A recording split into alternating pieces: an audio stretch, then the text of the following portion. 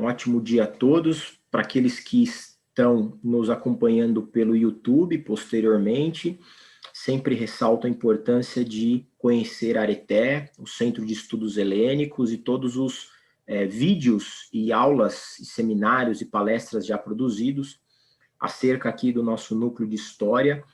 Essa é a última apresentação do semestre, do primeiro semestre de 2021.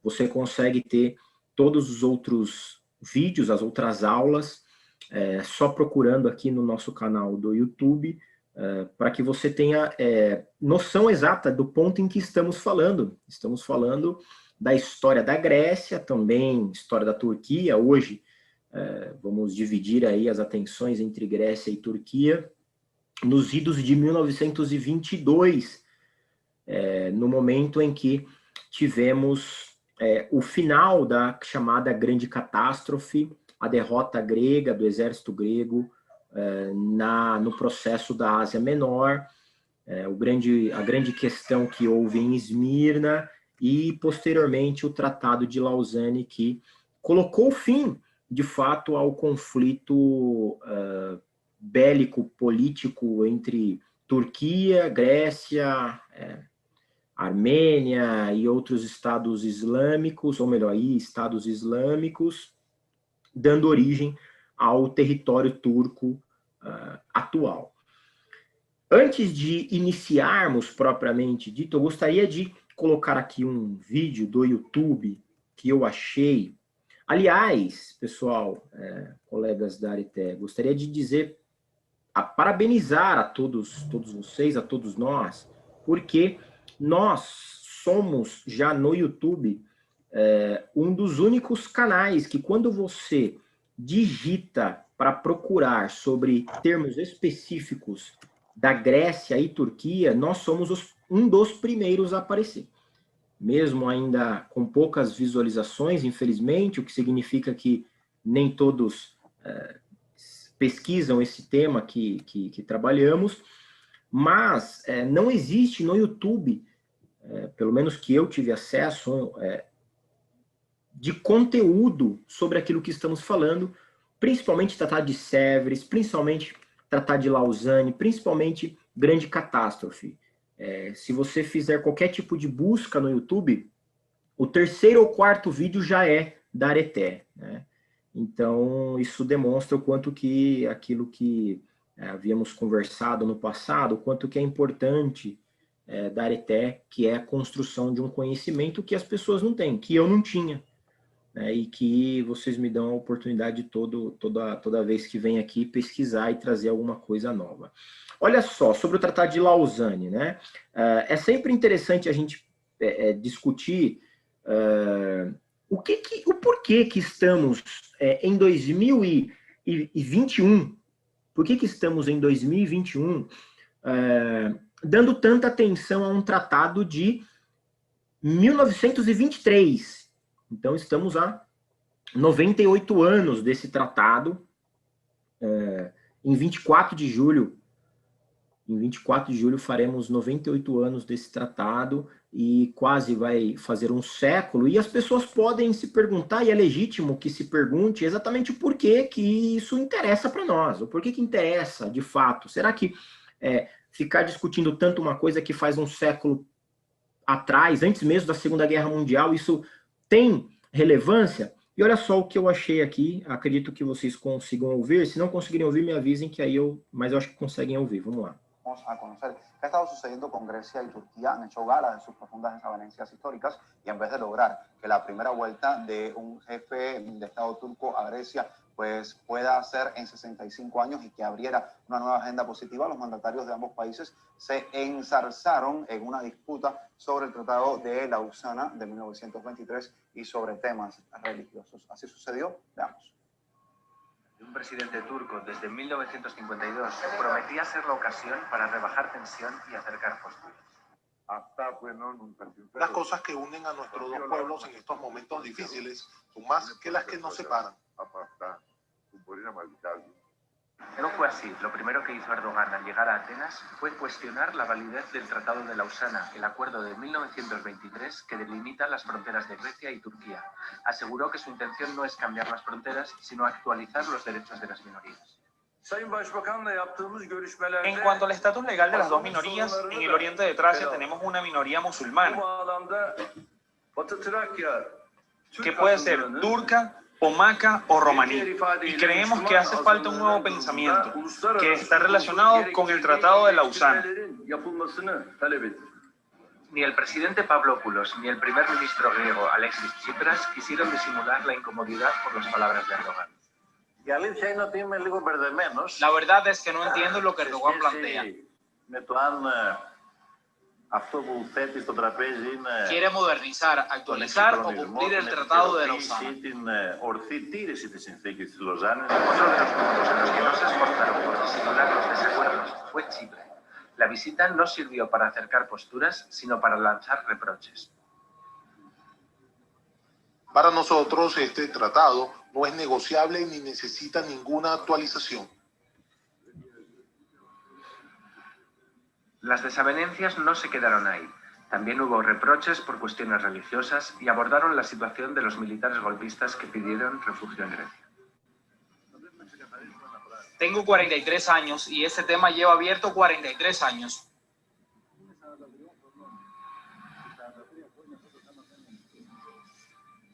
Cada vez ha habido debates sobre a quién echar la culpa, pero mi querido amigo, señor presidente, no debemos olvidar que si ese tema lleva 43 años abierto, es porque hubo una invasión ilegal turca del norte de Chipre. A menudo los ciudadanos reclamamos transparencia a los gobernantes, pero cuando los dirigentes se olvidan de los gestos protocolarios y muestran sus divergencias en público, nos sorprendemos. Esperemos que esta exhibición de diferencias sirva para superarlas. Desde Atenas, Grecia, Ibai Arvide, Ángel Ballesteros, Telesur. Vamos a conocer qué ha estado sucediendo con Grecia. Muito bem. Então, essa reportagem, ela é de 2017, ok? Ela é de 2017, mas os senhores podem ver o quanto que ela é extremamente atual. Então, eu gostaria de, antes mesmo de começar a falar alguma coisa, levantar aí algumas polêmicas, e quem quiser falar, já que é nosso último encontro desse semestre, inverter um pouco essa ordem, né, de falar apenas no final e deixar aí, infelizmente, coisas importantes que acabam passando. O que me parece aqui, que ficou claro nessa reportagem, é que esse tratado de Lausanne, né, Lausana ou Lausanne, é extremamente atual, porque, ao que me constou ali, o presidente Tayyip Recep Erdogan, ele está questionando os territórios da Trácia, me corrijam se eu estiver errado, ele também foi questionado a questão do Chipre, e está querendo rever algumas linhas do tratado, principalmente no que tange aquilo que ele chamou de minoria muçulmana, não é? De minoria muçulmana. E o presidente, o primeiro-ministro, né, Alexis Tsipras, vai apontar que ele tem 43 anos e isso está aberto desde que ele vive, né? Eu gostaria de, os senhores que têm mais conhecimento específico da política e da cultura grega, me digam se isso é atual e o porquê que isso ainda é real, né? Porque eu imagino que na região da Trácia, oriental e ocidental, existe lá uma questão muito íntima, né? Até que ponto realmente eu posso dizer que esse traçado que é Turquia ou é Grécia, que ali, a partir dali é governo da Grécia, ou a partir daqui é governo da Turquia, passa a ser governo da Grécia ou governo da Turquia, né? Porque as pessoas, a troca populacional, ela não foi 100% feita, né? Principalmente naquela região.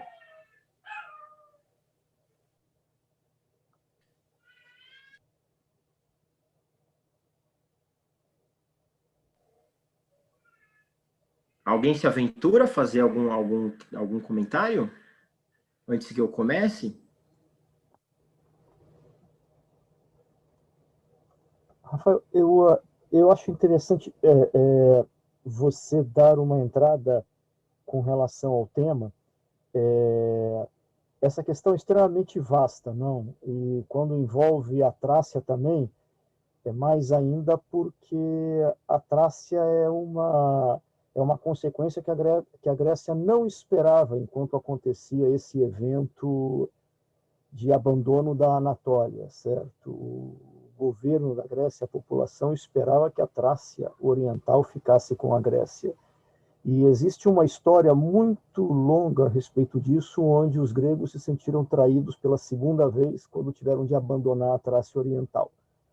Eles praticamente foram obrigados a aceitar a retirada do exército grego da Trácia Oriental em 22, para se seguir com a preparação do Tratado de Lausanne. É um tema muito grande, é um tema até um pouco extenso, que careceria um pouco mais de fundamento histórico para se começar uma discussão. Né? Vamos lá. A ideia é trazer essa... Primeiro eu apresentei para vocês, então, o quanto que isso é atual, para que a gente veja o quanto que... Eu só vou resumir, assim, para enriquecer um pouco, explicar para você o seguinte: a época da Trácia Oriental, ela não tinha uma presença tão significativa assim de muçulmanos e principalmente turcos. Mas o que aconteceu é que depois que a Grécia abandonou, a população grega foi retirada plenamente da Trácia Oriental, houve seguidamente, às décadas, uma repopulação de etnia e de turcos na região muito, muito grande, a ponto de que aquele pedaço pequeno de terra hoje ele representa praticamente 1/4 da população de toda a Turquia. Então, ou seja, aquilo foi povoado de uma forma tão intensa com o elemento turco nas últimas décadas, que eu acho que hoje os números, incluindo Constantinopla, incluindo a parte ocidental de Constantinopla, de Istambul, ela ultrapassa a casa dos 20 milhões de habitantes em toda aquela região. Né? É muita gente, né?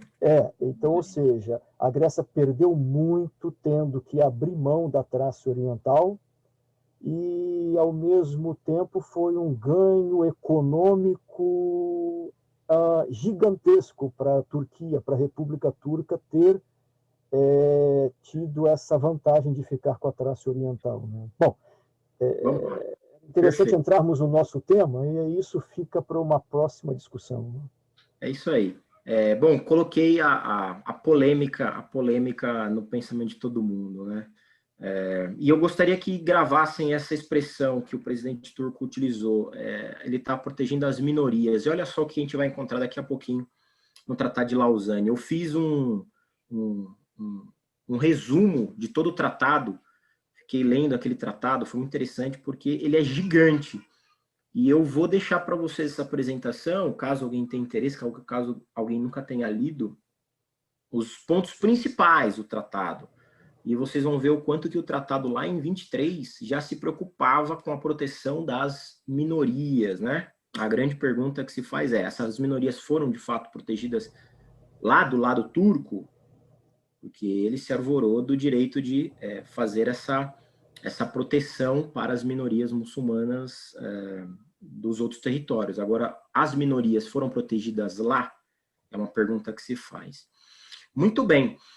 Em 9 de outubro de 22, houve, como já falamos no último encontro, uma fúria popular, dizendo que aqueles que foram os responsáveis pela grande tragédia, grande catástrofe grega, deveriam ser executados. Isso criou a necessidade da construção de um tribunal militar em 13 de outubro, e esse tribunal militar, um tribunal militar extraordinário, foi criado, colocando fim, inclusive, a uma discussão se quem deveria julgar os responsáveis, em tese, responsáveis pela grande tragédia, seria um tribunal parlamentar, ou seja, um tribunal isento, alguém que olhasse mais as questões de fato políticas e não uma questão de busca de responsáveis a todo custo, né? Uma espécie de satisfação popular pela grande tragédia, mas foi criado esse Tribunal Militar Extraordinário em 13 de outubro de 22, colocado aí o Theodoros Pangalos e Alexandros Otonaios como presidentes da comissão de inquérito do Tribunal Militar. Aí estão 7, né, dos julgados, é o julgamento dos 6, porque 6 de fato foram executados, né, e o grande ponto é que eles foram acusados de alta traição. A gente vai ver que, na verdade, eles foram acusados de alta traição, só que isso foi, de fato, uma resposta populista, uma resposta à população que precisava de um culpado. Tanto é que esse julgamento ele foi revisto muitos anos depois, e esses executados declarados inocentes. Mas, olha lá, tivemos 8 réus, só que 6 execuções, por isso mesmo que ficou conhecido como o julgamento dos 6. E este incidente, ele é um dos pontos que estão envolvidos com a questão da chamada divisão nacional, aquela divisão nacional criado lá atrás por Eleftérios Venizelos e os monarquistas, e esse julgamento, ele, na verdade, continua como uma grande consequência, ele é mais uma das etapas desse processo. Os condenados, eles eram monarquistas, atuaram junto com Constantino I, e você tinha do outro lado aqueles que foram os responsáveis pelo julgamento e também aqueles que fizeram parte do Comitê Revolucionário. Eles eram aliados a Eleftérios Venizelos, que vocês se lembram, estava fora do país, mas neste momento em que tivemos a Revolução, em que já teve aí a tomada do poder pelo movimento revolucionário, Eleftérios Venizelos foi colocado como representante internacional da Grécia. Okay? Representante internacional da Grécia, inclusive ele é muito importante, ele vai ser muito importante no Tratado de Lausanne mais uma vez, ok? Lembrem-se que ele foi muito importante lá em 1920, quando ele participou da Conferência de Paris, que deu origem, ele participou da Conferência de Paris em 19, e em 20 deu origem ao Tratado de Sèvres, que, de certa forma, nesse tratado, consolidou a grande ideia, né, a megali ideia, que seria a Grécia Grande. E, no momento da derrota da Grécia, em 23, ele também vai ser um dos articuladores para fazer com que a Grécia não perdesse tanto, né? Então, ele estava no momento de alta e também estava no momento de baixa nas discussões internacionais da Grécia. Esse julgamento dos 6, ele teve um caráter de um documento revolucionário, ou seja, a acusação feita contra os 6 é uma acusação revolucionária, com poucos aspectos jurídicos, propriamente dito, com poucos aspectos de fato, né, de movimento. Então, o que cada um dos acusados fez efetivamente para levar a essa grande tragédia. Isso foi menos discutido no julgamento, e foi mais discutido as consequências. Então, olha só, você foi primeiro-ministro, você foi ministro da guerra, você foi isso, você foi aquilo, e no final das contas, olha o que aconteceu, né?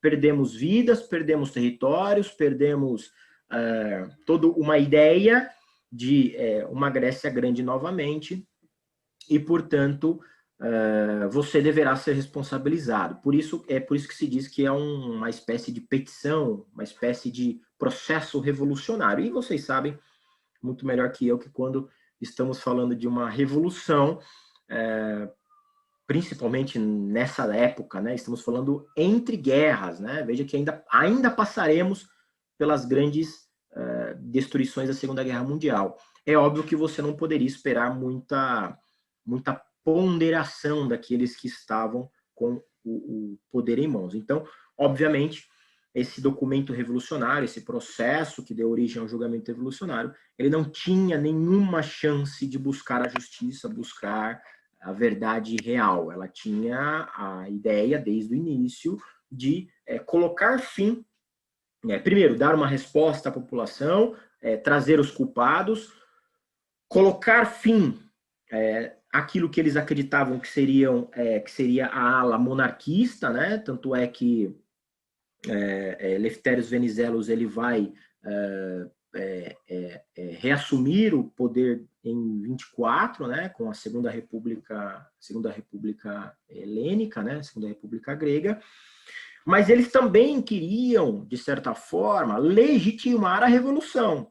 Veja, você não pode tomar em armas, movimentar exércitos, virar os canhões contra o seu próprio país, se você não tiver um motivo justo para isso, porque senão perdemos a guerra, ok, deixa o processo de escolha dos parlamentares seguir o que estava seguindo, só que não dava, né? Você não pode apontar, depois que você apontou a arma para o primeiro, você não tem mais como voltar atrás, ou você continua na revolução até o fim e troca por completo todas as bases do governo e legitima isso, inclusive judicialmente, que foi esse julgamento dos 6, ou então você corre o risco daqui a alguns meses de você sentar de fato na cadeira dos réus, porque você fez uma revolução e a revolução por si só ela é criminosa. Ela só não vai ser criminosa quando você de fato conseguir vencer a revolução e trocar o governo, e a partir daí o revolucionário ele passa a ser o grande herói que existe. Aí estão os condenados, ok?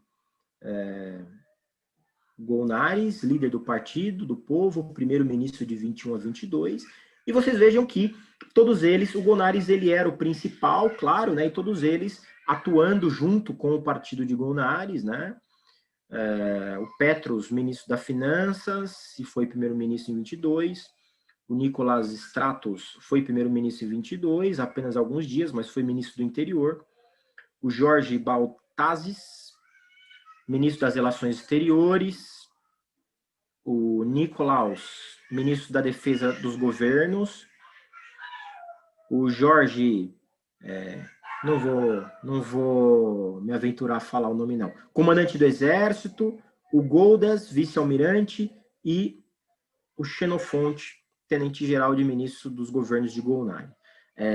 Os 6 primeiros aí, os 6 primeiros, do 1 ao 6, foram de fato executados, tá?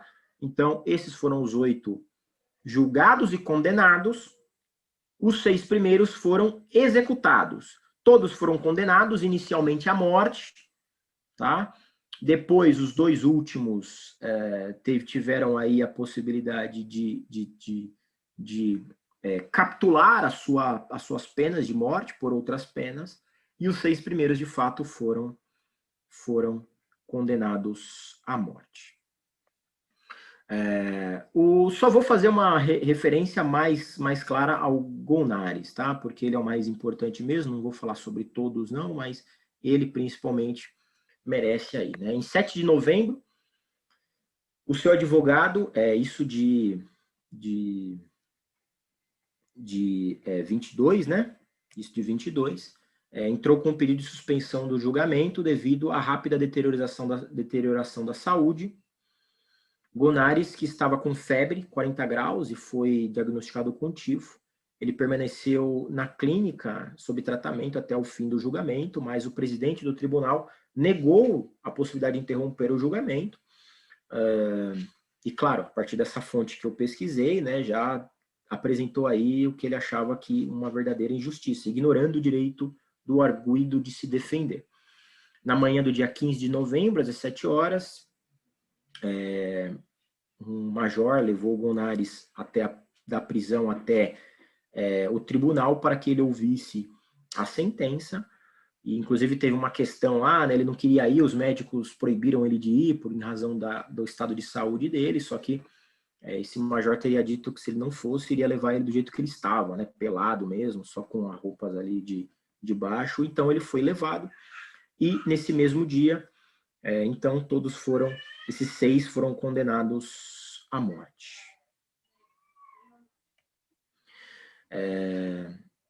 Em 31 de outubro... Ah, tá, esse slide aqui, ele tá fora de ordem, né? Deveria ter sido colocado antes, né?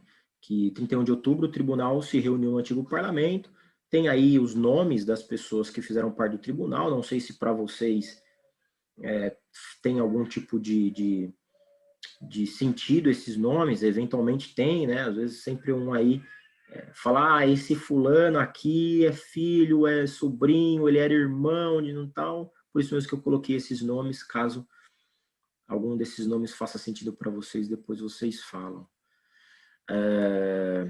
Uma questão interessante, né? Houve uma pressão internacional muito grande para a não execução dos responsáveis, né, teoricamente, pela grande catástrofe. Lembrem-se do pano de fundo. A Entente, aquele grupo, Inglaterra, França, Estados Unidos, que venceu a Primeira Guerra Mundial, era favorável ao governo que aí estava, eles tinham relações. Tá? Ou melhor,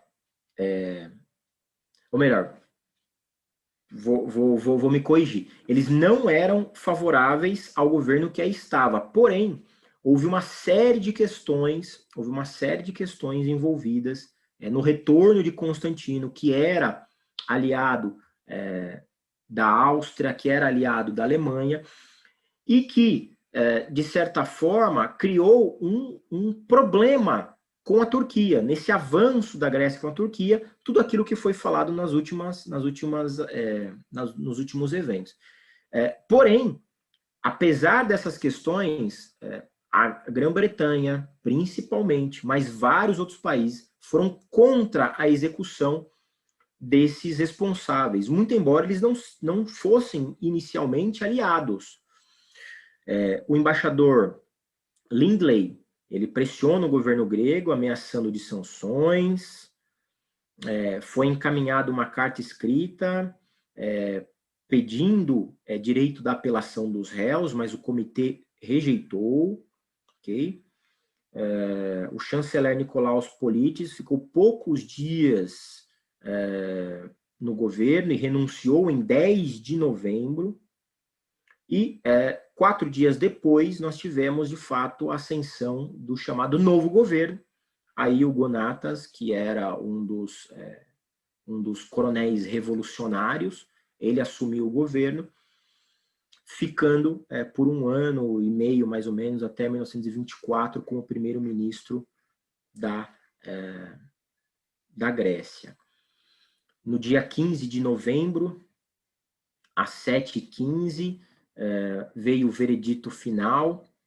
Veja só que às 7h15 o veredito, às 9h o anúncio da decisão do tribunal, às 10h30 eles foram levados para execução e às 11h27 eles foram executados. Exatamente aquilo que foi falado no nosso último encontro, a estranheza da velocidade com a qual eles foram executados. É óbvio, você com tantas pressões externas, se você permitisse que essas pressões externas chegassem de fato e fizessem valer dentro da Grécia, todos eles poderiam ter sido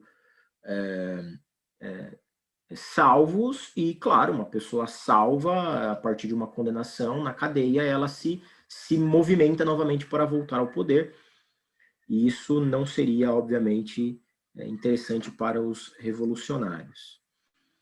Houve prejuízos, como eu disse, às relações internacionais. Teve uma embarcação, né, um contratorpedeiro, que estava viajando durante a madrugada em direção à Grécia para entregar um ultimato ao ministro das Relações Exteriores grego, né, um ultimato da Grã-Bretanha, que, segundo consta, não chegou a tempo. Quando chegou, já havia, então, o anúncio de que os condenados haviam sido executados. É óbvio que eles sabiam, né? É óbvio que eles sabiam desse ultimato, é óbvio que eles sabiam desse contratorpedeiro, e eles aceleraram tudo isso aceleraram essa execução justamente para falar que não deu tempo, né? O contratorpedeiro chegou depois, o ultimato chegou depois, e isso, na questão de relações internacionais, você consegue justificar, né? Olha, não chegou, né? Que pena, mas é óbvio que eles sabiam, e me parece que está aí um dos motivos pelos quais eles foram executados tão rápido, né? Mas não houve só esse tipo de repercussão com a Inglaterra. Você teve... a Itália pediu ao seu embaixador que rompesse os contatos com o governo grego. Os Estados Unidos se manifestaram a sua decepção e disse que complicaria a sua assistência financeira à Grécia. Os governos sueco e belga expressaram profunda indignação. A Grã-Bretanha ordenou a cessação das relações bilaterais, a convocação do seu embaixador, né, foi a que ficou mais irritada com essas ações. Lembrem-se que o Plastiras, né, ele era um dos coronéis revolucionários, ok? Ele e o Gonatas, né, foram os coronéis revolucionários, e foi pedido para que interviesse para cancelar o julgamento, né? Então, houve várias tentativas, principalmente da Inglaterra, de interromper, não aconteceu, e, de fato, isso me parece que mergulhou a Grécia em uma segunda tragédia. A primeira tragédia, a grande catástrofe. A segunda tragédia, o isolamento da Grécia frente às potências internacionais, a impossibilidade de recursos financeiros, e talvez tenha sido um dos motivos pelos quais no Tratado de Lausanne a Grécia tenha ficado tão isolada, tenha perdido tanto, e a Turquia vencido tanto e recuperado tanto seu território, talvez. É uma questão que pode ser debatida. O que ficou marcado na história? Que o julgamento dos 6 foi descrito como um movimento político necessário, claro. Se você faz uma revolução, você precisa dar uma virada no jogo, mas que, de fato, essa autotraição não aconteceu. Você colocou nas costas dele uma pecha de alta traição, uma espécie de aliança com a Turquia para que a Grécia propositalmente perdesse. Isso é gravíssimo. E isso não aconteceu.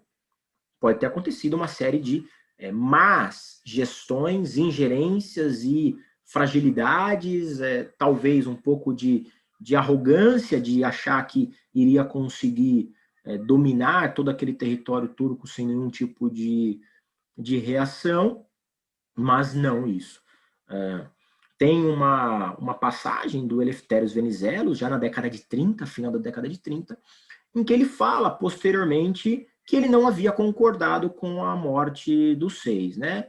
Eu acho que ele concordou, sim, pelo perfil que a gente estudou aqui, faz todo sentido ele concordar, mas como um populista, é óbvio que ele não poderia, o sangue não poderia correr em suas mãos, até porque na época em que ele tem essa passagem dele, falando que ele não considerou os 6 de alta traição, o jogo já estava virando, né? O jogo já estava virando, os monarquistas já estavam, de fato, retornando ao poder. Então, aí fica fácil você jogar nos 2 times. Houve a revisão e a anulação do julgamento. Em 33, uma laje de mármore foi erguida na entrada do Ministério da Justiça com os nomes dos executados. Então, você já vê que uma década depois você já tem movimentos, né, da próprio poder, da própria sociedade, exaltando de novo esses que haviam sido condenados por traição. E já neste século, em 2008, o neto do Peter Protopapadaki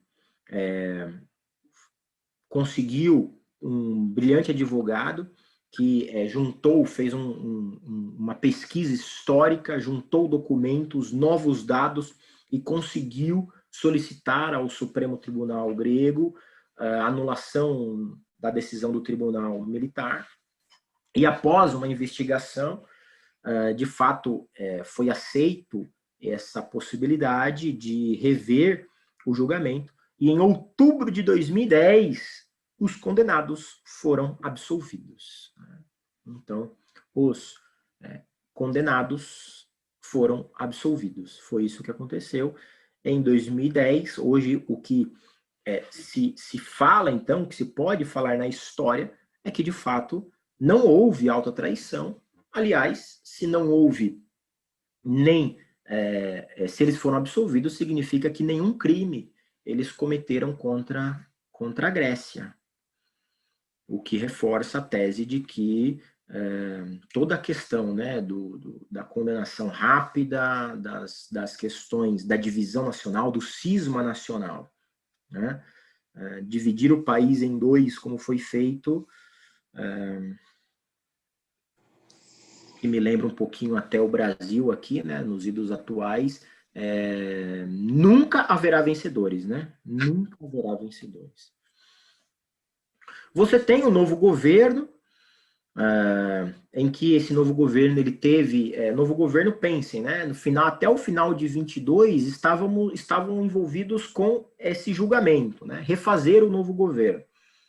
Você teve 23 que estava envolvido com o Tratado de Lausanne, que estava tentando juntar os cacos. E aí, a partir de 24, de fato, temos um novo formato grego, que seria a Segunda República Grega. Então, em 22, 23 e até o comecinho de 24, o governo grego, esse novo governo grego, ele não conseguiu fazer nada a não ser tentar se recuperar dos grandes prejuízos, das grandes traumas que aconteceram.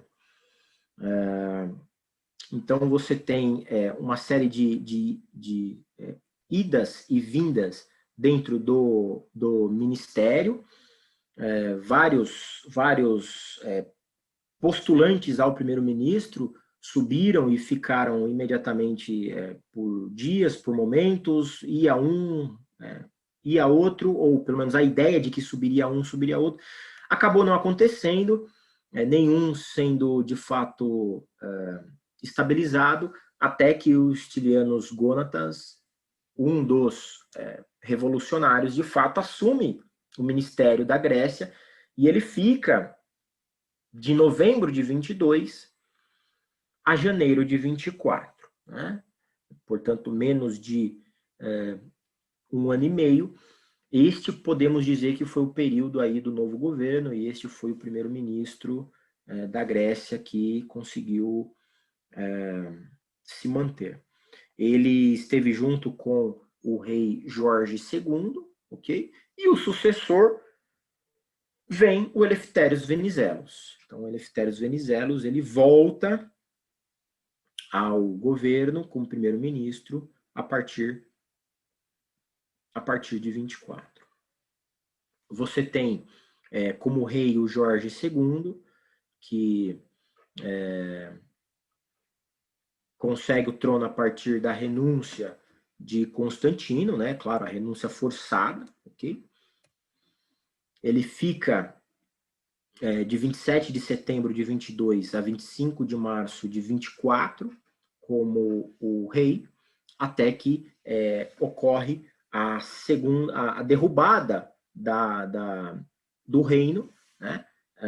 E se inicia a Segunda República, ou a República reinante da Inglaterra, né? A Assembleia Constituinte, a dinastia foi declarada deposta, a questão foi levantada no referendo de abril de 24 e foi aprovada por 69% do voto popular. 69% do voto popular. Essa foi, mais uma vez, uma pequena passagem do rei Jorge II, que volta depois, né? Que volta depois. Muito bem. Para a gente separar em etapas, se alguém quiser fazer algum comentário, fazer alguma consideração a respeito do julgamento dos 6, a partir do novo governo, eu acho que esse é o momento, porque a partir daqui eu começo a trabalhar o Tratado de Lausanne, e ele avança um pouco no tempo, Se alguém tiver alguma consideração, estamos ouvindo. Olha só, o Tratado de Sèvres, como já sabemos, de 10 de agosto de 20, ele rachou o Império Otomano. O Império Otomano, que foi dividido entre o Reino da Grécia, Reino da Itália, Império Britânico, República Francesa. Houve o aumento do território armênio e a criação do Estado curdo. Ou seja, pegaram a Turquia e fizeram muito pior do que fizeram com a Alemanha, porque a Alemanha perdeu os territórios que havia conquistado e teve que pagar vultosos danos pela guerra. Foi isso que aconteceu com a Alemanha. Teve a limitação do seu exército, e aí tudo aquilo que já sabemos pelo Tratado de Versalhes. Porém, a Turquia foi muito pior, porque a Turquia praticamente deixou de existir enquanto Estado.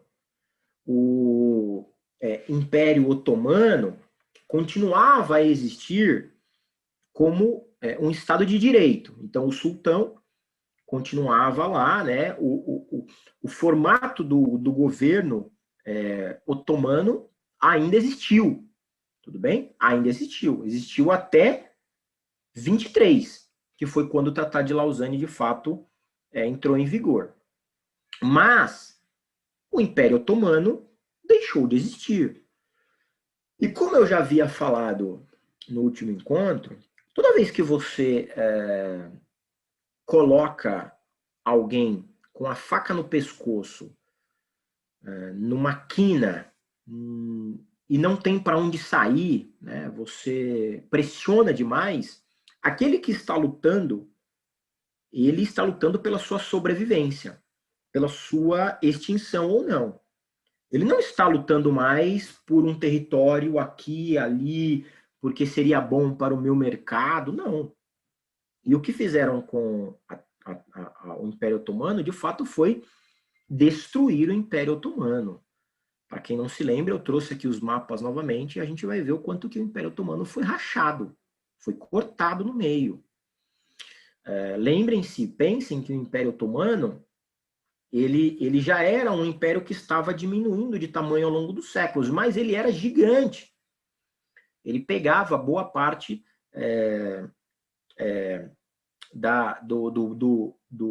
do Oriente Médio. Ele pegava lá onde é o atual Iraque, ele pegava onde é a Síria, Irã.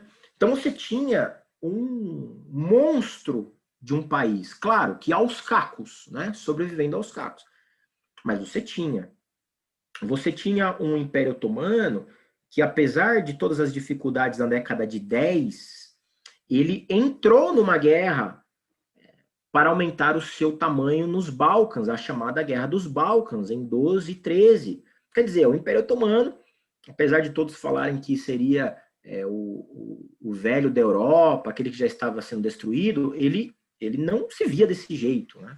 E aí você tem de um dia para a noite a destruição, o corte e colocando o Império Otomano como praticamente um povo, né? Aumentando o Estado armênio, dando a construção de um Estado curdo, ou seja, eles iam ser extintos, isso não tem dúvida nenhuma, né? Você tem aqui então, né, as perdas de vários estados, várias regiões, ok? Você tem zonas neutras desmilitarizadas, todas as consequências que a Conferência de Paris trouxe para o Tratado de Versalhes, aqui no Tratado de Sèvres a gente teve também, com um diferencial. O Estado foi reduzido a 20%, 25% do total. Creio que seja isso. Olha lá. Então, esse é o Império Turco pós-Sèvres. Vejam que você tem aí linhas que são tracejados, apesar daí de um laranja, o laranja seria o Império Otomano, né? Só que você vê que você tem a linha em verde e a linha em roxo, que são protetorados, são zonas de administração de impérios. Você tem um tracejado aqui, que seria um bege claro, que seria a criação do Estado curdo. E você tem em azul escuro a ampliação da Armênia. A Armênia tomaria um território. Veja, o armênio, aquele que já foi reconhecido como vítima do genocídio, o genocídio armênio. Você acha mesmo que aquele que poucos anos antes tinha praticado um genocídio, como é que seria, né, a reação dessas pessoas que vivem nessa área aqui em azul, né? Você, 10 anos antes, foi vítima de um genocídio. Como é que você vive com os seus algozes ali? Veja, não se trata mais uma vez de questionamento certo ou errado, se trata questionamento de que a Turquia, ela se viu, ou os muçulmanos turcos, eles se viram, de fato, em um processo de extinção. Esse é a parte específica da Grécia, ok? Veja que em amarelinho aí, né? Amarelo, um bege meio claro, um amarelo, você tem a Trácia Oriental, aquilo que foi discutido no vídeo que eu passei logo no começo, né? A discussão do presidente turco, do primeiro-ministro grego, ainda falando sobre essa região, e você tem Esmirna, que dispensa comentários, já foi amplamente discutido aqui. Esses territórios foram os territórios que a Grécia teria ganhado no Tratado de Sèvres e perdido no Tratado de Lausanne 3 anos depois. Aqui um pouco mais detalhado, né, o tamanho do Império Otomano, não era mais império, óbvio, né? Império só no nome. Você tem uma zona italiana embaixo, você tem um mandato francês, você tem uma zona francesa, você tem uma zona britânica, você tem um território curdo.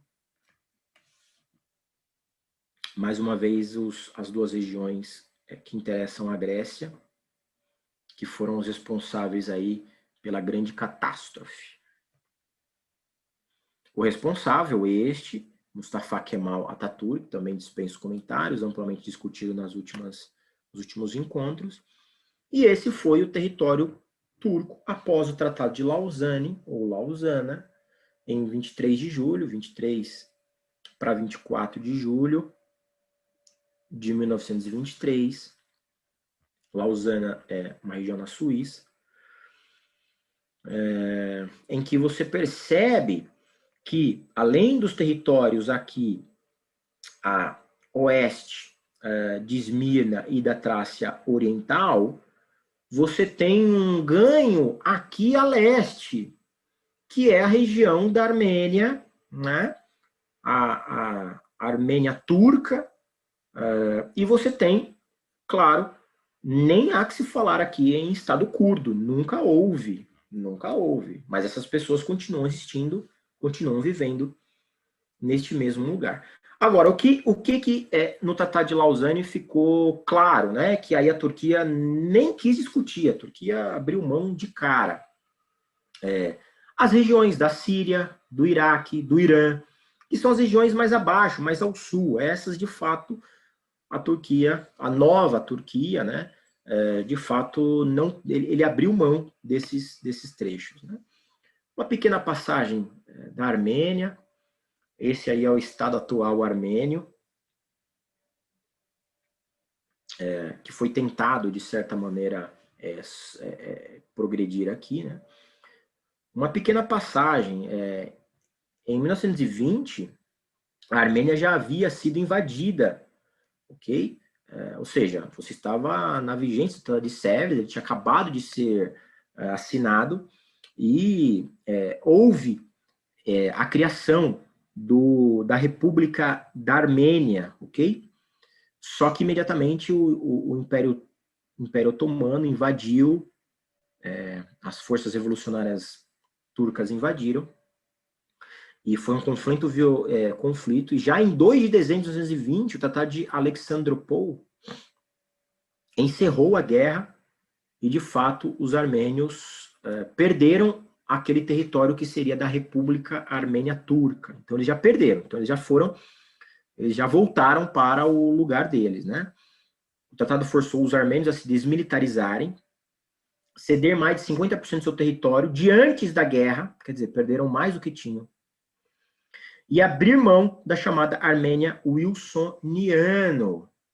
Isso em clara referência ao presidente norte-americano, Woodrow Wilson, aquele que tentou criar lá na Conferência de Paris da guerra sem vencedores, né? Que seriam os pontos de Wilson, que seriam pontos para você não massacrar os povos vencedores e perdedores, e uma das questões era justamente dar ao povo armênio um Estado maior, uma autodeterminação. Então isso acabou. E, olha que interessante, né? Veja as relações da Turquia e da Rússia desde então, okay? Sempre foram aliados barra inimigos, né? Simultaneamente, o 11º Exército Soviético, sob o comando de Grigori, invadiu a Armênia que já era, né, de fato, território armênio, e em 29 de novembro tomou a Armênia para si, e em 4 de dezembro, essas forças colocaram fim à República Democrática da Armênia. Quer dizer, a Armênia perdeu o seu território, que seria da Turquia, e dias depois perdeu o seu próprio território, sendo anexado pela União Soviética, tornando-se aí um único território, um único país, juntamente com a Geórgia e Azerbaijão, fazendo parte da República Federativa Socialista Soviética Transcaucasiana, né? Esse Tratado de Alexandropol foi suplantado pelo Tratado de Kars, e de fato a Armênia deixou de existir enquanto povo, enquanto país autônomo, passando a fazer parte da União Soviética, até poucas décadas atrás. E no acordo, a Turquia permitiu que a União Soviética assumisse o controle da região de Adjara, que é uma cidade portuária de Batumi, com o retorno da soberania de algumas cidades. Então, a partir daí, a Armênia russa. Mapa um pouquinho maior.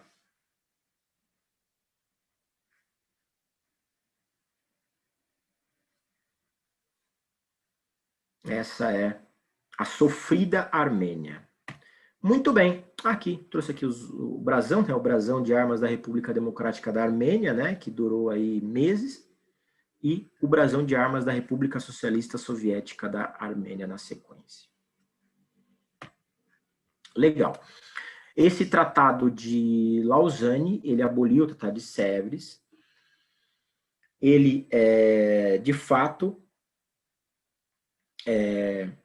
a partir de outubro de 22, né, quando já houve a vitória da Turquia, do Império Otomano, a recém-criada Turquia, sobre as outras potências, principalmente a Grécia, teve início a conferência, né? Então a conferência começou em 22, tá? A conferência começou em 22. Foi interrompido após uma polêmica de 4 de fevereiro, que foi objeto de um acordo específico entre Grécia e Turquia, como veremos na sequência, e aí foi retomado em 23 de abril e foi assinado em 24 de julho de 1923, 7 meses e meio após, por 7 meses e meio de consulta, né? Então, houve aí uma questão muito complexa na questão da troca populacional, que acho que logo em agosto, né, já vai ser ali, já vai fazer essa conferência aí, esse seminário sobre a troca populacional, deve comentar algumas coisas sobre a dificuldade que foi esse processo. Mas o Tratado de Lausanne, ele traz em detalhes, né? Eu vou mostrar aqui para vocês alguns pontos bem interessantes. Resumidamente, o Tratado de Lausanne, ele recuperou a Trácia Oriental, Imbros, Tenedos, faixa de terra ao longo da fronteira com a Síria, região de Esmirna, zona internacional do Estreito, que permaneceu desmilitarizado e foi objeto de uma nova conferência nacional. Cedeu o Dodecaneso à Itália, que a Itália queria demais essa região desde a Primeira Guerra Mundial, né? E adquiriu plenos poderes, plenos direitos sobre o território, sobre o seu território. O que a Turquia queria desde o começo era isso, era que a Anatólia, a região que eles consideravam de fato turco, fosse plenamente deles, sem ninguém lá. Não tem esse negócio de protetorado, de zona desmilitarizada, de zona de influência, nada disso. Foi por isso que eles lutaram, e foi esse a moeda de troca deles em relação aos outros territórios. Eu abro mão de territórios, mas dentro do meu país, ele é meu. Alguns pontos de discórdia, vários pontos de discórdia, né? Mas alguns pontos. O pagamento das indenizações, né? De guerra pela Grécia. Veja, né? A Grécia saiu vitoriosa na Primeira Guerra Mundial e 3 anos depois está envolvida em dívidas porque perdeu a Segunda Guerra, né? A Turquia concordou em ceder o Triângulo de Karagagi. Se alguém tiver alguma informação sobre essa, deve ser uma região importante, né? As ilhas de Imbros, Tenedos foram cedidas à Turquia como condição de que fossem administradas em termos favoráveis aos gregos, só que em 26 o governo turco revogou essa condição. E as questões religiosas, sempre importantes, né? O patriarca ecumênico perdeu seu status e o patriarcado foi colocado sob status legal internacional especial. A Turquia renuncia às reivindicações sobre os seus antigos territórios do Império Otomano. E olha aí o que eu negritei, né? E garantiu o direito das minorias. É mesmo? Por acordo separado entre a Grécia e a Turquia, foi decidida a obrigatória da troca populacional entre os dois países, que também vai ser objeto de estudo posterior específico aqui, né? E mais tarde, o Tratado de Montreal, não, né? Montreux, do qual a Grécia era parte, a Turquia recuperou o direito de demilitarizar os estreitos, que eram estreitos importantes na sua defesa do seu território, principalmente de Imbros, Tenedos.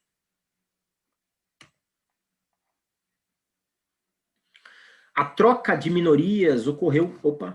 A troca de minorias causou grande prejuízo, né? E o ponto principal é saber que a religião e não a nacionalidade foi o principal critério da troca.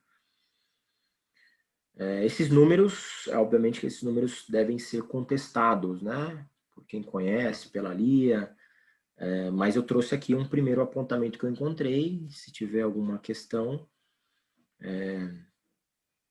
a ideia é essa mesmo, é apontar e falar, esse número aí não é muito certo, mas mudou-se da Ásia Menor para a Trácia Oriental, né? Da Ásia Menor e da Trácia Oriental para a Grécia, 1.600.000 otomanos de religião cristã. E da Grécia para a Turquia, 670.000 gregos que são muçulmanos. E lá no Tratado de Lausanne, né, o termo muçulmano foi usado no lugar de turco, porque, ao que parece, o mais importante de fato era a religião. Isso se tratava de uma questão já bastante sedimentada entre eles. Se viam como um grande povo, os muçulmanos, e não necessariamente aqueles que nasciam na terra. Entre os trocáveis, né, com várias aspas aí, né, nessa palavra, também incluíam os gregos de Ponto, os gregos de língua turca, como Pôncio, Karamanlis, de língua turca, muçulmanos gregos, turcos cretenses, Macedônia Ocidental, e junto com os gregos, vários armênios, sírio-caldeus também passaram pela Grécia. Então, quando a gente fala, né, da questão étnica, né, da questão de religião, da questão de nascença, o quanto que isso é relevantíssimo para essas regiões, né? O brasileiro, ele não conhece, ele não sabe, ele não tem dimensão o quanto que essa questão ela é fundamental. Veja, nesse momento, você ser de uma religião ou de uma etnia era a diferença entre você sobreviver, ter direito a uma nova vida ou não, né? Ser isolado. Excluídos da troca, habitantes gregos da prefeitura de Constantinopla, residentes de Istambul, Ilhas das Princesas e seus arredores,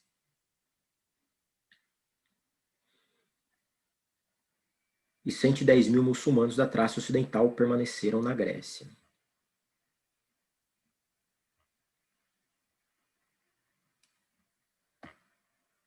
E a Turquia renunciou totalmente aos seus direitos soberanos de Chipre, que, veja, ele renunciou aí, né?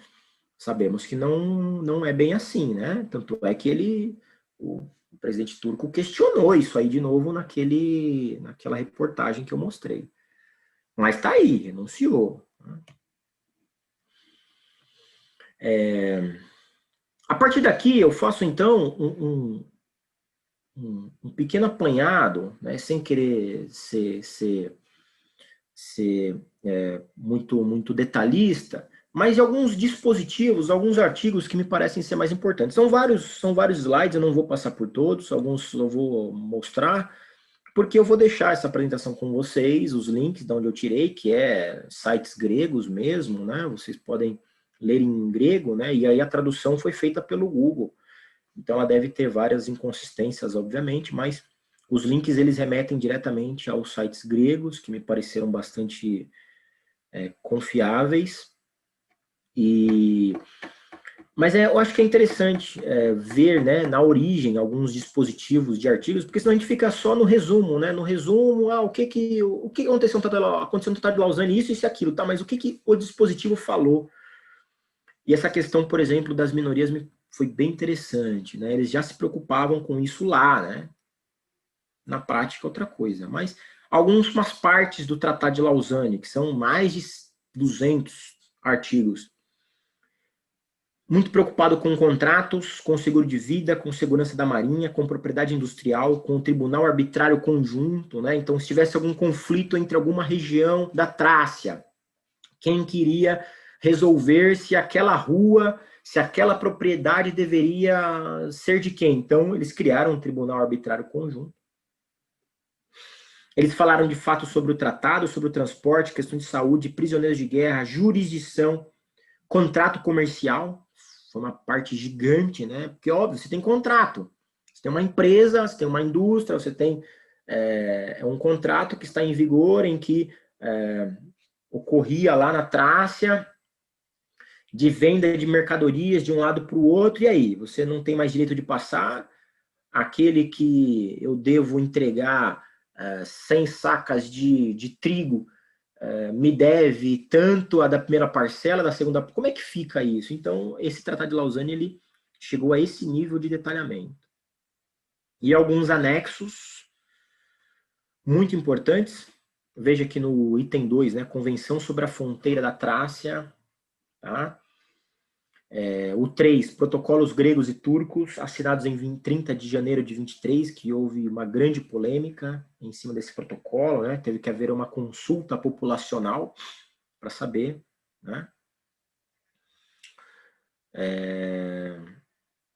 Prisioneiros políticos de troca, claro, você tinha prisioneiros dos dois lados, e a declaração de anistia, então foram anistiados os criminosos de guerra, criminosos políticos de ambos os lados.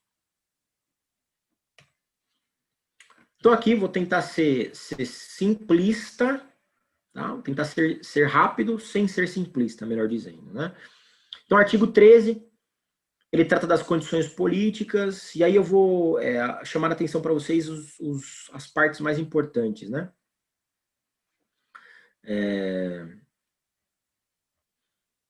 O governo grego é obrigado a observar as seguintes medidas. Não serão utilizados para estabelecimento de nenhuma fortaleza militar. Consequentemente, o governo otomano proibirá seus aviões militares sobrevoar as referidas ilhas. As forças militares gregas desertas serão limitadas a um número habitual de convocados para o serviço militar, que podem ser treinados no terreno, bem como a gendarmerie e a força policial proporcional ao território grego. Você tem uma questão específica dessas ilhas, né, de Imbros e Tenedos, permanecendo sob o governo turco, gozarão de organização administrativa.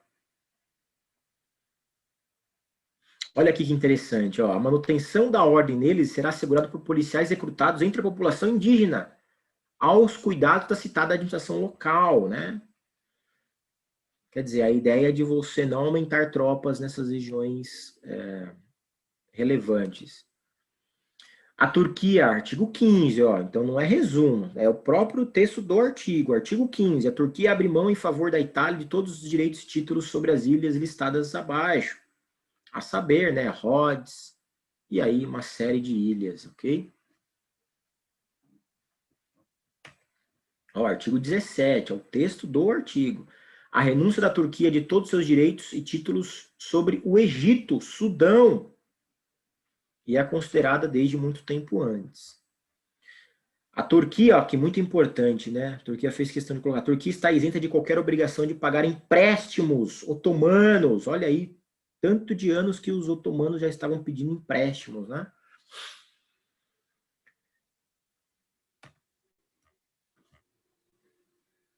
A Turquia declara que reconhece a anexação do Chipre, olha aí.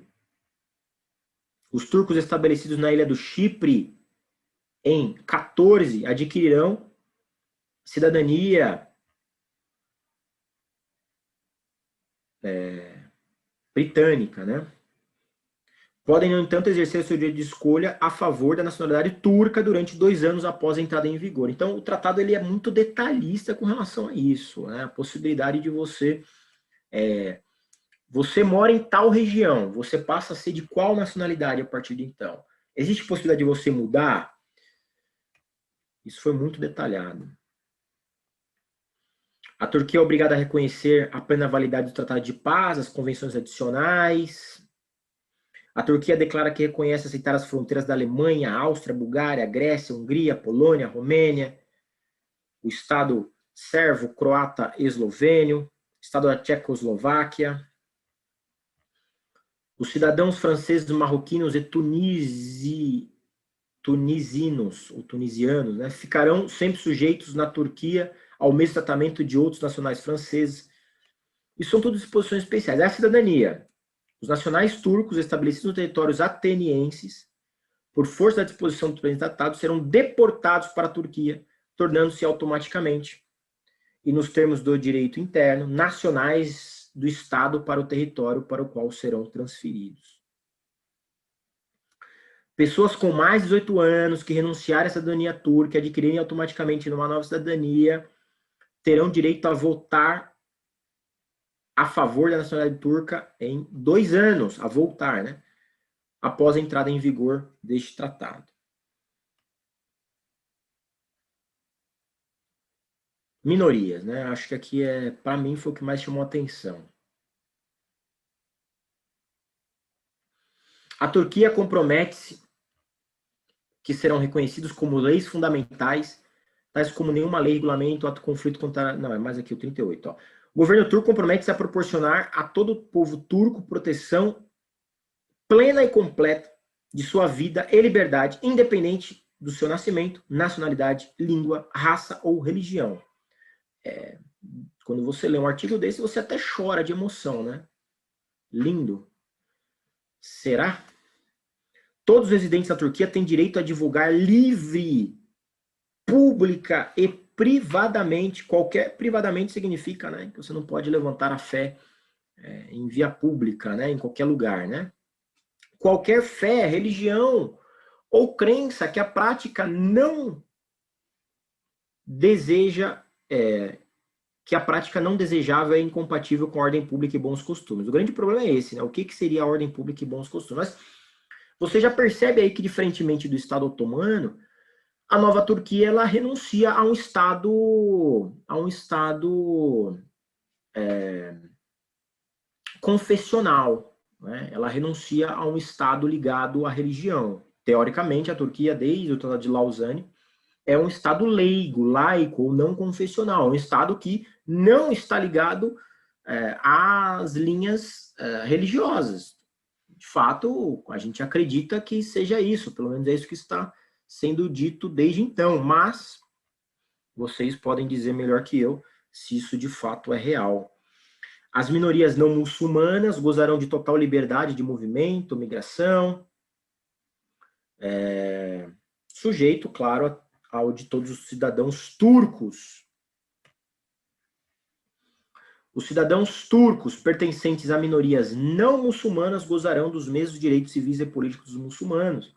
Todo o povo da Turquia, independentemente da religião, será igual perante a lei. A diferença de religião, crença ou credo não deve ser obstáculo a qualquer cidadão turco no gozo dos seus direitos políticos.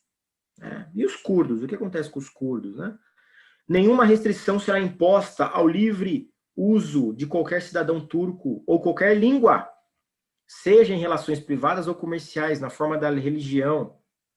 E é claro, apesar dessa exigência de língua oficial, que todo país, claro, né, tem direito a ter sua língua oficial, mas serão providenciadas facilidades adequadas aos nacionais turcos falantes de outra língua para o uso oral da língua perante os tribunais. Olha só o quanto que esse tratado ele foi profundo, né? E ele foi extremamente... veja, você está em 23, né? Você tem um tratado que lida com questões tão humanitárias, defendendo direitos de minorias dessa forma. Eu imagino até que ponto... Eu imagino o Mustafa Kemal Atatürk lendo isso, né? E assinando esse tratado, né? É isso que eu fico imaginando, porque se hoje governantes turcos não admitem isso, eu imagino em 23, né? Não sei se ele se ele assinou dando risada, tipo, tá bom, eu vou assinar aqui, não, claro. Ou se ele assinou, né, com aquela raiva, né? Os cidadãos turcos pertencentes a minorias não muçulmanas, eu acho que já foi essa parte aqui, né? Não.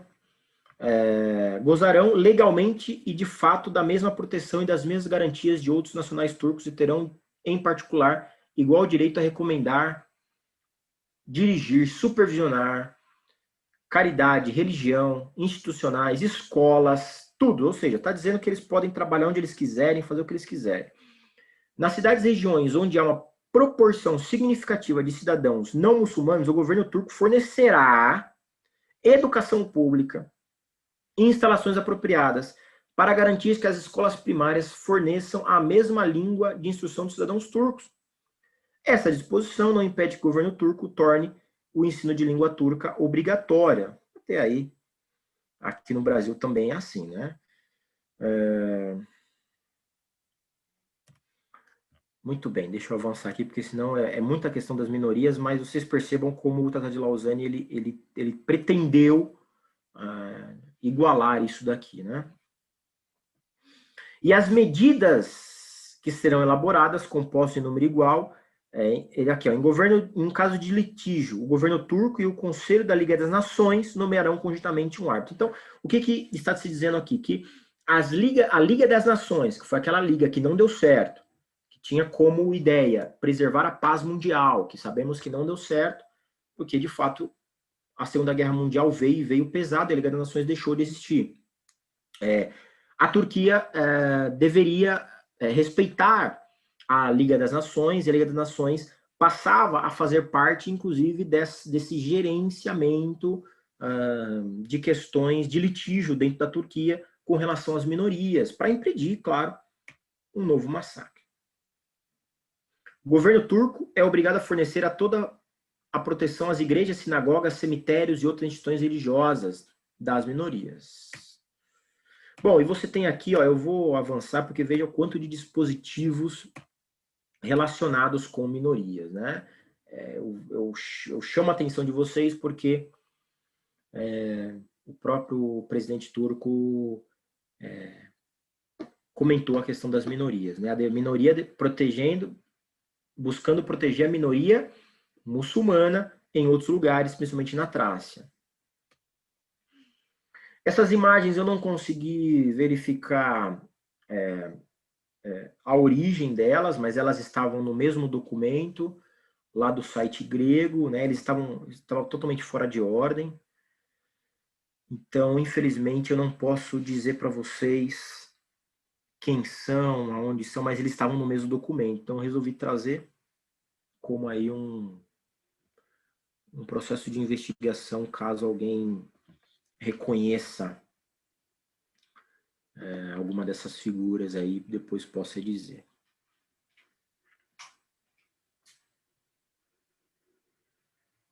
Vamos lá? Vou passar.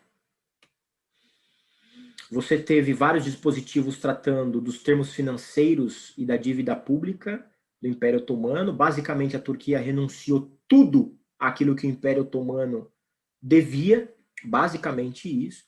Acabou até sendo fácil, porque a partir do momento em que boa parte do antigo Império Otomano passou a outros países, eles racharam essa dívida, né? Então, Irã e Iraque não fazem mais parte da Turquia. Quem ficou com o Irã que abraça a dívida do Irã, né? Então, você teve aí vários dispositivos tratando disso. Você teve dispositivos tratando da propriedade, né? Muito difícil a questão dos direitos e propriedades das pessoas que viviam em determinadas regiões, né? Trácia, como é que fica esses bens, como é que fica esses direitos inerentes, né?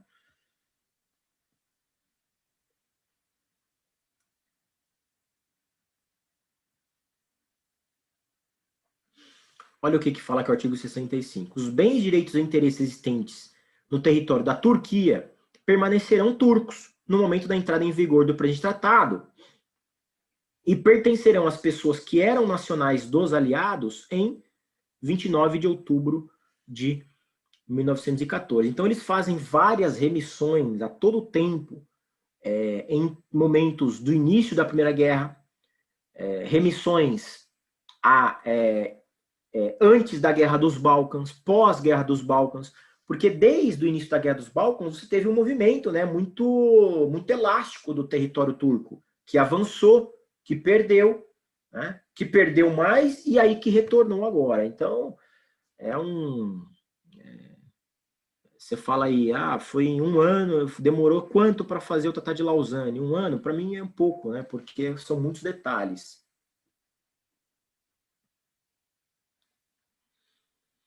A questão aqui da troca de documentos, porque você tinha prédios da administração pública, cartórios, tribunais de justiça de um lado e de outro, e que, claro, de um momento para outro, isso daí passa a ser sob a administração de outro território. Então, a Grécia, a Romênia, o Reino da Sérvia, a Croácia e da Eslovênia, por um lado, e a Turquia por outro, comprometem-se a facilitar mutuamente as medidas administrativas de entrega de todos os documentos, bem móveis, desocupados, confiscados, garantidos pelas tropas, autoridades, que estavam de um lado ou de outro. E aí você tem vários dispositivos que tratam. Tem um dispositivo relacionado aos prisioneiros de guerra, né?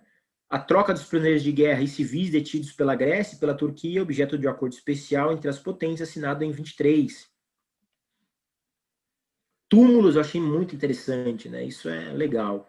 Eles colocaram um dispositivo aqui para assegurar a preservação dos túmulos e memoriais de povos e de estados de um lado e de outro, né? Então, se você tem um cemitério do lado turco, que agora passou a fazer parte da Grécia ou vice-versa, eles se comprometem a manter aquele cemitério. Isso é bem interessante. Os territórios, a divisão dos territórios passa a ser aí percebam que é o artigo 1º, né? Então, quer dizer, é um anexo do tratado, né? A parte B do tratado, em que ele começa a falar só sobre território. Em território turco do Egeu ao Mar Negro, em território grego do Egeu à fronteira grego-búlgara, em território búlgaro, desde a fronteira greco-búlgara até o Mar Negro. E aí são vários artigos, né? Esse mapa também estava lá. Então me parece que é um mapa oficial, em que se faz aí em detalhes alguns cortes. Você tem a questão das zonas neutras, o número de pessoas, de homens das Forças Armadas que podem estar em lá ou cá. Mais um mapa que, apesar de não estar bom, mas ele é um mapa oficial também, então tratando aí a Turquia, né?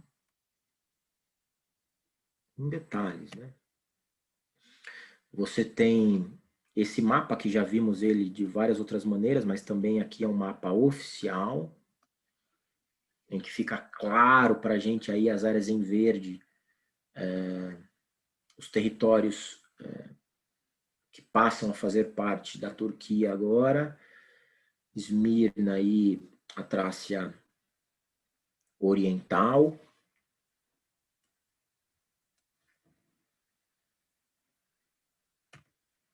Esse mesmo mapa, só que muito mais claro, ele apresenta os movimentos, né, das trocas populacionais.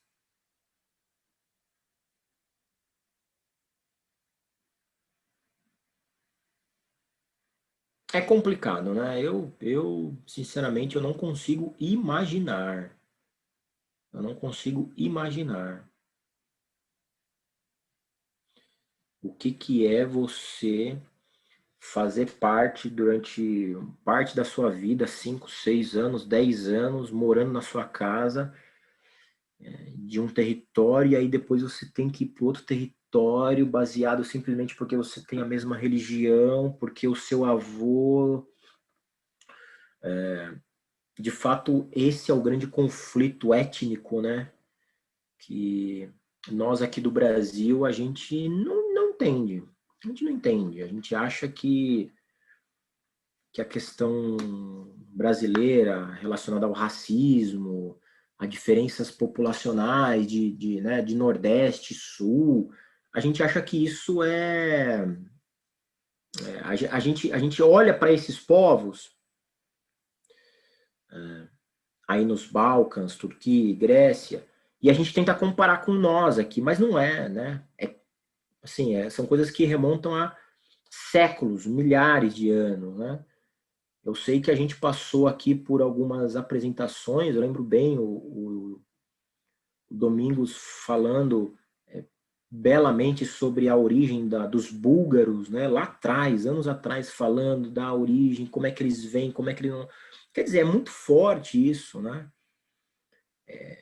Então, estão todos ali, em territórios que às vezes são separados por um rio, por uma fronteira natural. Então, realmente, eu fico imaginando o que não foi isso, né? E vocês, descendentes das pessoas que fizeram esse movimento, devem sentir isso com grande dor, né? Muito bem. Vou passar. Também tá tudo nesse mesmo site, tá? Não sei dizer exatamente o ano, mas fica claro para mim aqui que você está trabalhando aí na questão da troca populacional, né? É óbvio que aí você está mostrando pessoas levando naqueles sacos a vida delas, né? Nesses grandes, não é nem mala, né?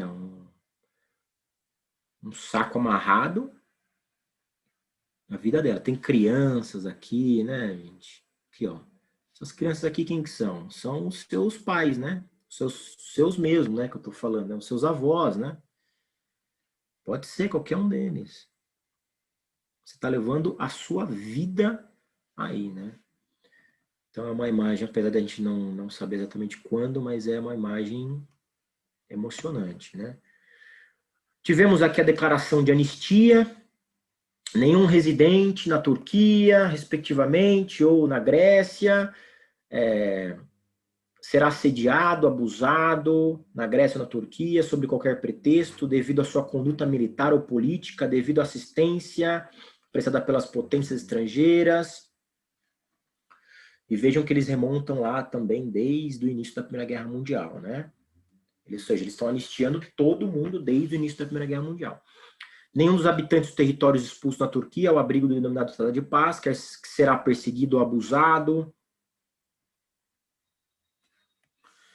Os nacionais turcos e nacionais de outras potências e signatários que tenham sido detidos ou perseguidos, condenados, apesar dos princípios das potências, ou respectivamente antes de 22, em solo turco, remanescentes sobre o tratado, teriam se beneficiado.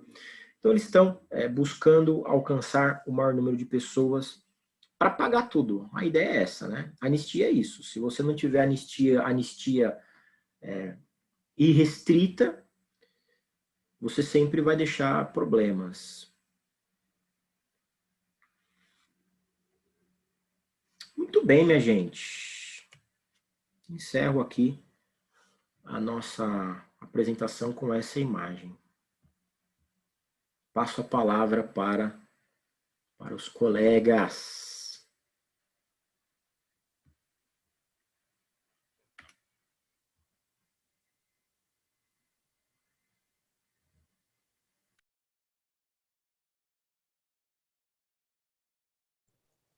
Lia, eu acho que quer falar, né, Lia? Parabéns, Rafael. Ok. Trouxe uns elementos importantes aí a respeito, principalmente do resultado do tratado de Lausanne, não? E por mais que o que é interessante nesse período, ou seja, no que foi posterior à catástrofe, muita coisa aconteceu depois do incêndio de Esmirna, não?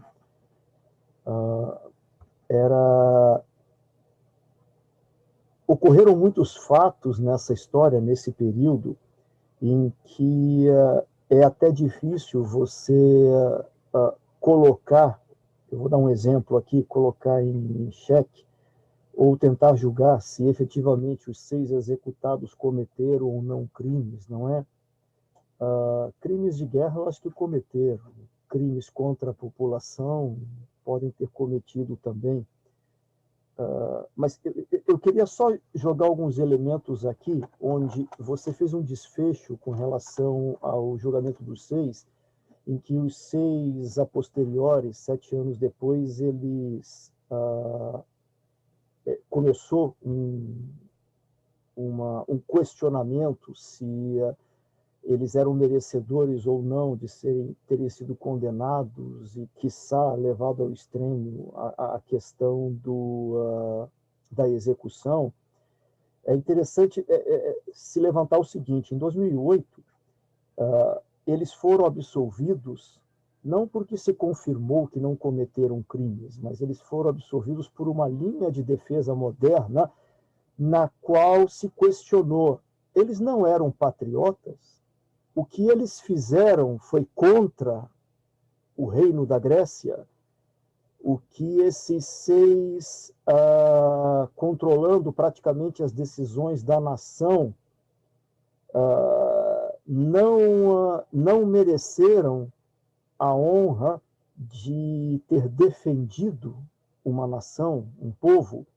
Então, foi isso que foi colocado nos tribunais, e os tribunais disseram: é verdade, eles foram patriotas, eles podem ter cometido crimes.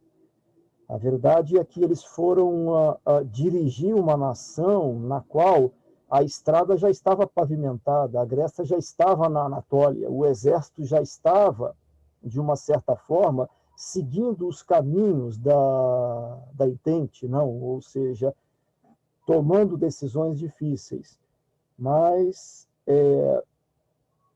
é de se considerar que voltar à história e definir se eles cometeram ou não crimes, isso eu acho que não foi julgado, né? Pelo que eu cheguei a ler, pelo que eu cheguei a verificar. É até muito interessante porque o julgamento, queira ou não, ou seja, viabilizou a questão do Tratado de Lausanne, a morte de Sèvres, não?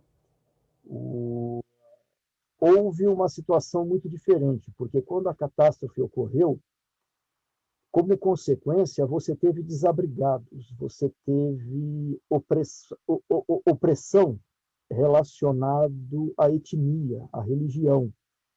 E o governo, através de documentos, se posicionou antes desse julgamento de uma forma clara. Ele disse: eu não quero refugiados no reino da Grécia. Não é? Isso foi um crime? Não foi um crime? Então é uma questão a ser questionada.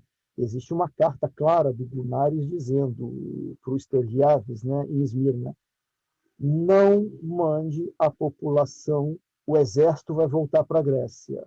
Os gregos da Anatólia, não. Ele disse claramente isso, né, largando o povo numa situação desesperadora à época. Isso foi crime? Não foi?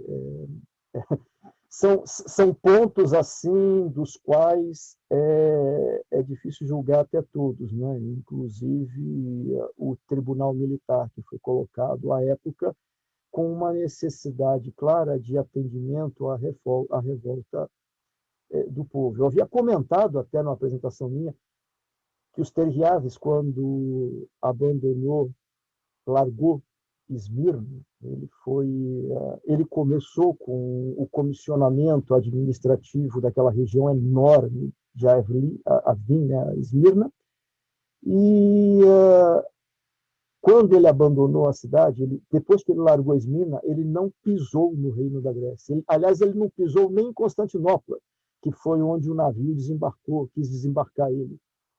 Ele de lá foi para Constança, de Constança foi para Paris e morreu por lá. Ele não sequer...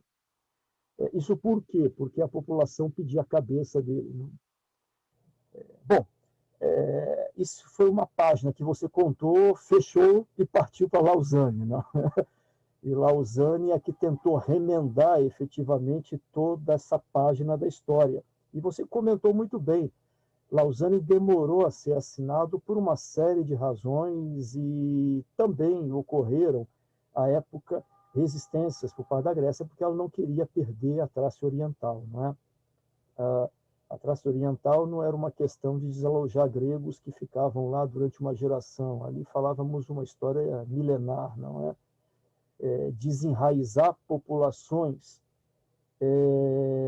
da noite para o dia, onde até a derrocada eles entendiam que haviam passado a se tornar... Repara bem, a população da Trácia Oriental votou para o Gunares ser primeiro-ministro. A população da Trácia Oriental votou para que Constantino retornasse para a Grécia.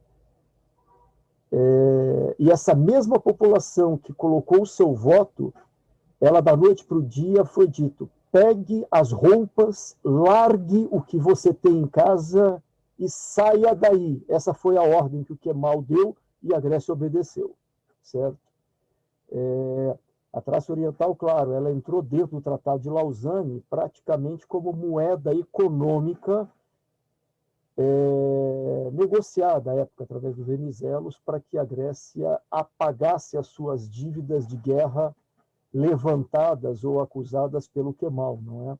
À época o Kemal batia a mesa e pedia pesado indenizações com relação ao que havia ocorrido na Anatólia, e os gregos no final, mesmo que pressionados pela França, porque quem pressionou os gregos a entregar a Trácia foram ingleses, foram franceses principalmente, tentando manter os seus ganhos dentro do Tratado de Lausanne, eles fizeram os gregos a entender que, entregando a Trácia Oriental, eles quitariam as suas dívidas ali de guerra. Então, isso é muita história, tem muita situação colocada dentro dessa questão. A questão das minorias também, que sobraram muçulmanas dentro da Trácia Oriental, isso eu posso te garantir que, se você fizer um censo hoje, a grande maioria não é de etnia turca, ela é de etnia pomerana, eslava, búlgara, Macedônia, mas são muçulmanos, porque eles têm uma religião, mas a etnia turca, ela praticamente passou a ser engrossada, passou a ser encorpada a partir de poucos anos para cá, né? E você nota, houve uma importância muito grande no Tratado de Lausanne com a questão humanitária. Era importante você apagar os resquícios do que causou toda essa história no pós-guerra. E também motivado pelo Venizelos, porque a partir do momento, existe um termo aqui, em que o Tratado de Lausanne colocava muito, estava relacionado ao regime dos estreitos. O regime dos estreitos era extremamente importante porque atendia a passagem dos navios pelos estreitos e aquela região não podia ser militarizada mais. Mas era uma região de administração, ela levemente permaneceria como de interesse internacional. Daí a brecha que o Venizelos encontrou de manter uma população ali, acho que a época foi praticamente de 200 mil gregos ainda morando em Constantinopla. Essa brecha foi permitida, foi uma minoria significativa que passaria praticamente na sua economia a viver através do estreito, da economia do estreito, não da navegação, do comércio, pela navegação e tudo mais, e que permaneceria lá. Então, dentro do Tratado de Lausanne, era extremamente importante que se protegesse essa minoria, essa população que não iria à Grécia, não seria objeto da troca de população. Embora, conta-se na história que metade da população que vivia ali preferiu abandonar o local, e muitos nem pisaram na Grécia, revoltados, foram para outros países, foram para os Balcãs, foram para outras regiões, não permanecendo lá no local, mesmo, até porque talvez não acreditassem no que o Tratado de Lausanne fosse garantir os direitos da minoria em Constantinopla. Bom, é claro que isso nos coloca um pouco a questionar o que aconteceu com essa população décadas depois, ali, né, se o Tratado de Lausanne... Houve uma revisão do Tratado de Lausanne em 30, uma revisão provocada praticamente pela Itália, porque a Itália ela não gostou muito dessa história de não poder fazer sua autodeterminação no Dodecaneso, e começou a militarizar as áreas. O governo turco não gostou muito e aí pediu uma revisão do tratado para ele proteger o regime dos estreitos, não é?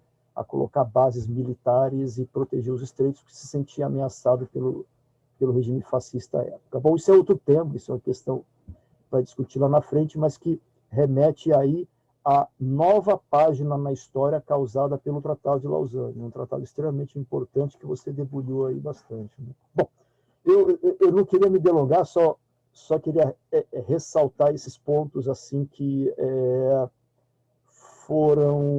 são importantes na passagem da derrocada, na passagem da catástrofe para o Tratado de Lausanne. Eu queria... Aonde foi o Capotaz, meu Deus? Eu queria muito que o Capotaz falasse disso. Ah, sim, o Capotaz. Inclusive, tá com a mão... Você está lá em cima, Capotaz, eu não vi. Eu peço perdão. Eu queria passar a palavra para ele, levantou inclusive a mão aí, ele tem bastante assunto a respeito desse ponto, né? Com você. Aproveita para perguntar quanto tempo dura o tratado, se esse de Lausanne realmente tem prazo de validade. Eu vi aqui a pergunta. Não existe um prazo para um tratado desse. Então, essa pergunta mesmo depois de 100 anos, esse tratado ele tem validade? Plenamente, a não ser que, de fato, as potências ou os países envolvidos em cada uma daqueles dispositivos, de fato, assinem um novo tratado alterando aquele dispositivo anterior. Quando a gente fala em relações internacionais, o tratado ele não tem prazo, ele pode continuar existindo, e esse tratado ele está em vigor até que os países de fato abram mão dele de alguma maneira. É claro que o certo seria os países interessados novamente sentarem os novos governos e falar, olha, vamos rever aquele dispositivo? Vamos, mas se um dos países abrir mão do tratado, falar, olha, eu estou denunciando o tratado, eu não quero mais cumprir a cláusula tral do Tratado de Lausanne, ou melhor, não vou cumprir mais o Tratado de Lausanne. É possível, porque não há um órgão externo que obrigue os países, dentro da sua soberania, a fazer ou deixar de fazer. Mas isso gera consequências para relações internacionais. Então, você tem toda uma ética envolvida nos países em que eles se ajustam, principalmente hoje, economicamente, financeiramente. Se um país deixa de cumprir um tratado de 10, 15 anos atrás, a própria comunidade internacional ela vai começar a criar pressões para que os países cumpram o que tem que cumprir. Por exemplo, eu excluo acordos comerciais que eu tinha pretensão, eu chamo meu embaixador de volta. Mas se a pergunta é se o Tratado de Lausanne ele está em vigor, me parece plenamente.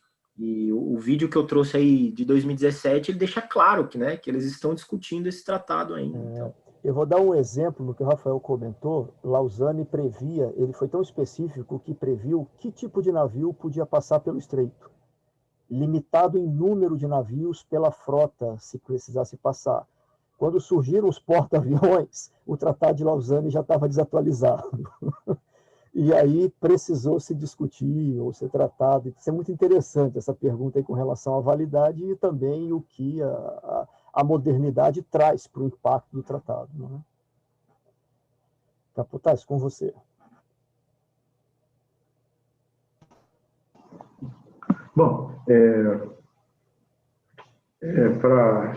nós estamos fechando aqui um ciclo, né? Eu acho que daqui para frente são consequências, né, de tudo que aconteceu até agora, né? E tem algumas questões, né, tentando fugir do fato, né? Nós temos o quê? Uma sequência factual de eventos. Agora, fugindo desse universo factual, o que se pode, como esses fatos podem ser trabalhados como matéria-prima para que algumas conclusões possam ser tiradas desses eventos, né? Porque vamos começar com o julgamento do 6. Né? Por que o julgamento do 6 é importante? Pelo próprio julgamento em si? Não. O julgamento em si é um fato, é um evento. O que esse fato, evento, representa? Ele representa a reprodução de um grande fenômeno da história grega, que é o cisma, que é a divisão política, a luta pelo poder, a desunião nacional. É isso que ela representa. É mais um fenômeno. Tá? É um fenômeno que conseguiu transformar uma vitória numa derrota. Né? Por outro lado, o que acontece na Turquia? Exatamente o contrário. Kemal consegue transformar a derrota imperial otomana na consolidação de um Estado nacional. Né? Através de uma hábil negociação, né? Com as potências internacionais, numa situação de partida totalmente perdida, né? Ele consegue exatamente o oposto do que seria de se esperar, né? Dos seus oponentes. Então, essa é uma grande lição, né? Histórica. Esse cisma persegue a sociedade grega desde o início do século, talvez se vocês queiram, e continua até certo ponto, continua. Né? Então, é uma ferida que vai causando graves consequências. Então, o julgamento não é importante pelo julgamento em si. Até no último momento, quando os gregos têm a oportunidade de negociar a vida dos acusados em troca de alguns benefícios diplomáticos, isso é negado. Prevalece o quê? O cisma. Tá? E esse é um dos motores nefastos, né, que perseguem, né, e por muito tempo ainda, né, essa situação política, essa polarização, ela persegue, então, historicamente, a política grega. Tá? Esse é o primeiro. O segundo ponto importante, qual é o Tratado de Lausanne? Pergunta, ele é válido até hoje, ele está aí. Ele foi reformado várias vezes, ele foi... alguns pontos não são observados, mas ele, em linhas gerais, é o que está aí hoje, ele continua válido. Agora, qual é a diferença entre o Tratado de Sèvres e o Tratado de Lausanne? O Tratado de Sèvres, na verdade, é um tratado de intenções, né? Meramente um tratado de intenções vis-à-vis a situação que se encontrava. É algo que deveria ser implementado. O Tratado de Lausanne, ao contrário, já há uma situação pré-estabelecida e põe um ponto final à questão oriental, né?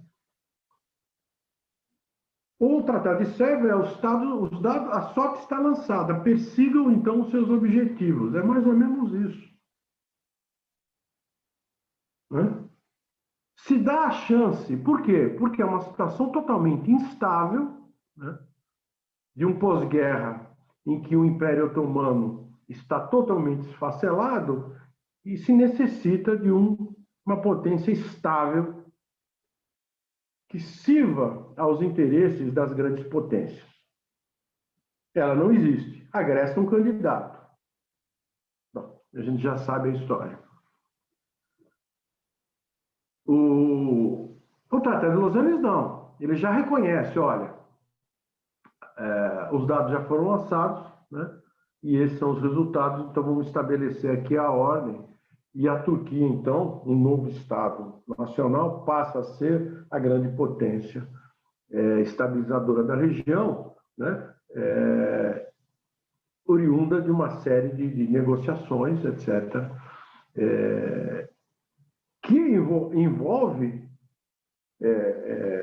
o Império Otomano cede toda a sua parte oriental, norte-oriental, né, à União Soviética, né? Essa repartição que o Rafael falou da Armênia foi negociada, né? Mas, enfim, então, esses são os pontos que eu queria colocar, né? Que é a questão da polarização e do grande cisma, com decorrências nefastas, em oposição ao movimento de união nacional, né, liderado pelo Kemal. Vejam como uma guerra entre uma força dividida e uma força unida, né, independente das condições de partida, né, podem levar a resultados totalmente diferentes.